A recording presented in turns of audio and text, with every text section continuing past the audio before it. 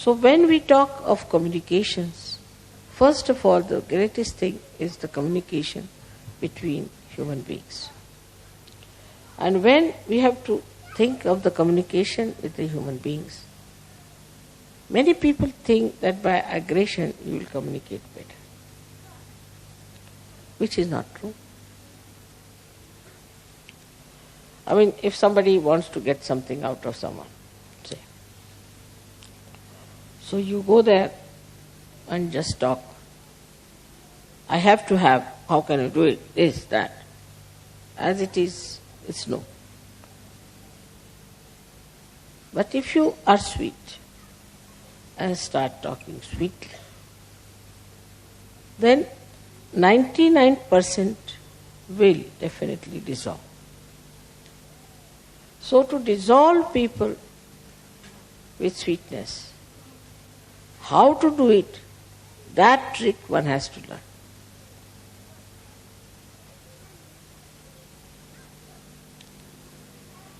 How with sweetness you can dissolve people.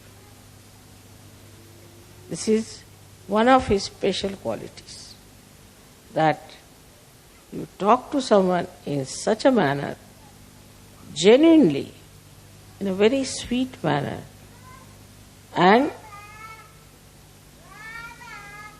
the problem between you and that person will be dissolved. Absolutely. Now there are many tricks. How to talk to someone is one of the biggest things one has to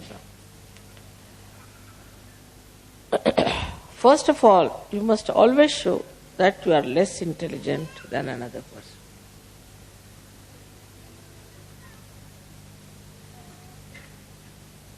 Like I am talking to scientists, I will say, I am sorry, I don't know any science, no good for scientists. So they feel, oh, very good.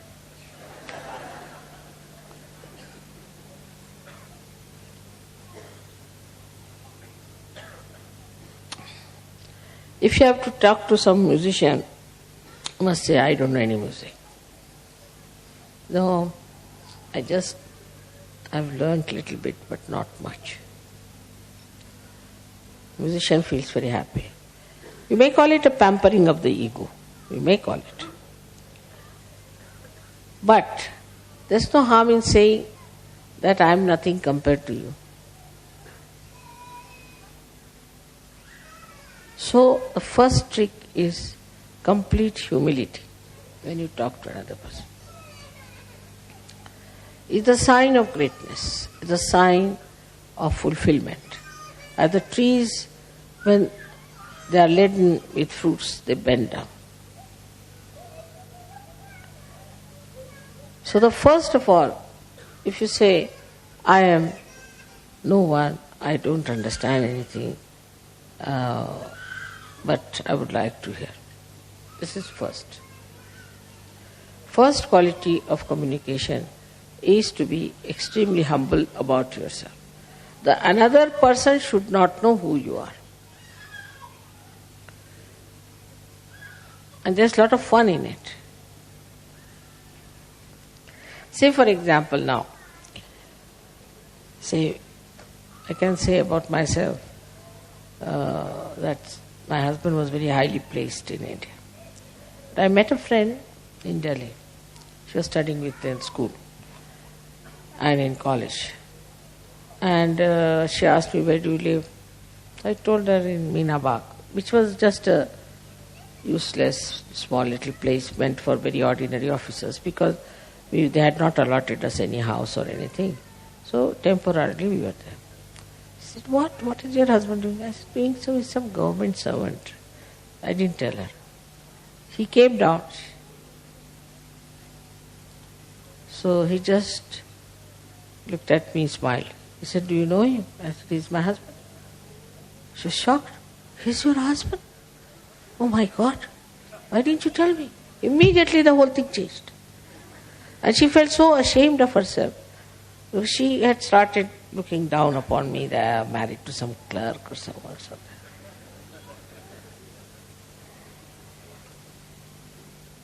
So, The best thing is to play down. Play down everything. Now, I know of certain Sahaja, they say, oh, Mother has given me such powers, I can do this, I can do that. This boastfulness is of no use. I haven't got any powers, you see. I am a Sahaja, that's all. But if you want, I can try.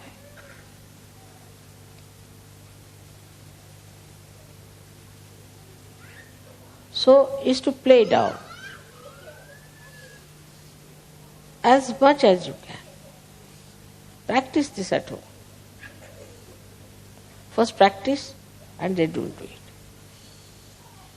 So that is one of the greatest qualities of communication with others.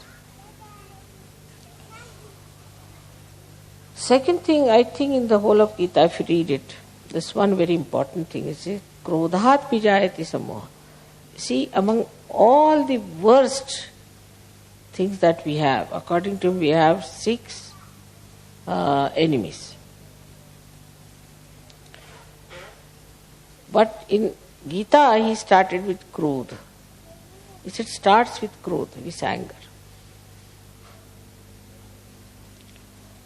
If you have anger within you, then you are not a master at all. There's no need for a master to get angry because he can play about. He can make you dance like this. What is the need to lose your temper? But that mastery, if you don't have, of handling people, then after 5-6 minutes of talk, your voice starts raising and a sort of something starts barking. Because that temper is still inside you burning. But for a master, there should be no temper. No need.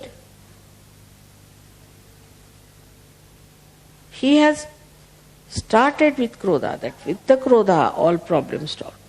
From one to another, to another, to another. So we should watch out if we are angry people.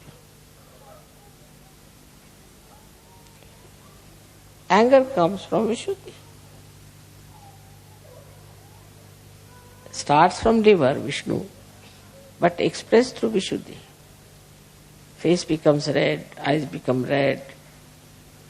From the mouth, you start saying all kinds of horrible things, and the whole expression becomes so different when you are angry. So this anger is to be seen. Where is it? Within us, where is it, this anger? Liver? All right, I'll put it right. So to master it, you have to face yourself clearly. Many people have seen, people say, Mother, this lady is such a hot-tempered woman, she's so dominating. She does this, she does that. But if you tell her, so, no, I don't do that way. No, I'm very good. But how others are saying that?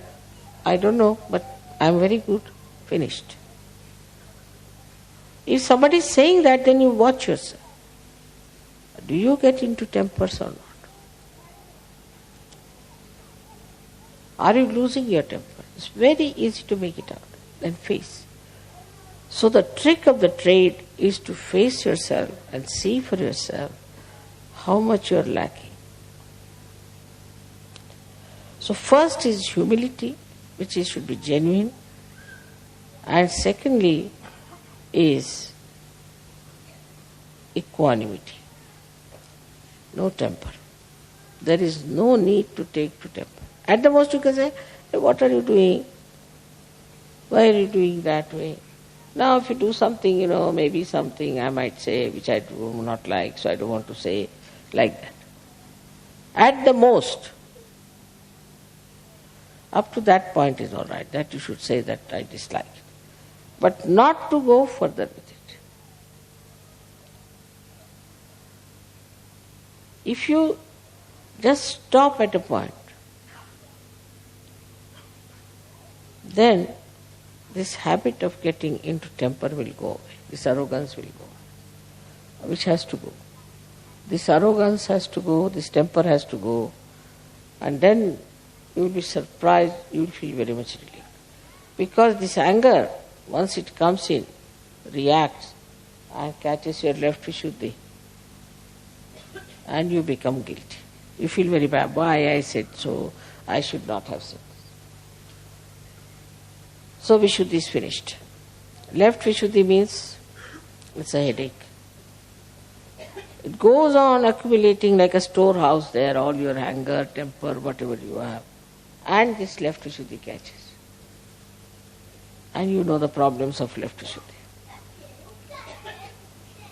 So if you get angry with someone, don't feel guilty. But go before the mirror and slap yourself nicely twice. Now you get angry with yourself. Let me get angry. Then stand before the mirror. Shoot, like that. In the same manner as you get angry, try to act. So you never feel guilty. Or maybe more angry would be better. So you empty out your left Vishuddhi. Next time you won't do it. But feeling guilty means you'll again repeat the same thing. So this temper is expressed by men differently and women by differently.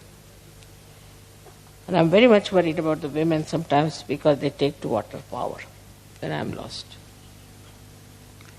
But those who have ego too much cry much more. That's the sign. I've seen. If you say anything to them, immediately they start crying. Because already the left Vishuddhi is there full, like a full balloon. When you touch them, it becomes water. But men, their temper is different style, as you know very well. That when they get angry, they might fight with each other, box everyone, and then settle down nicely and have something to drink. Let us have it out, you see, they'll say. Take out. But women don't. They keep it there. And once they keep it, then it becomes tears. It starts coming down. So these are just tears out of joy, happiness, that's different. Or out of feelings for others. But it's not that. But it's tears just to impress another person that you are very sad or something.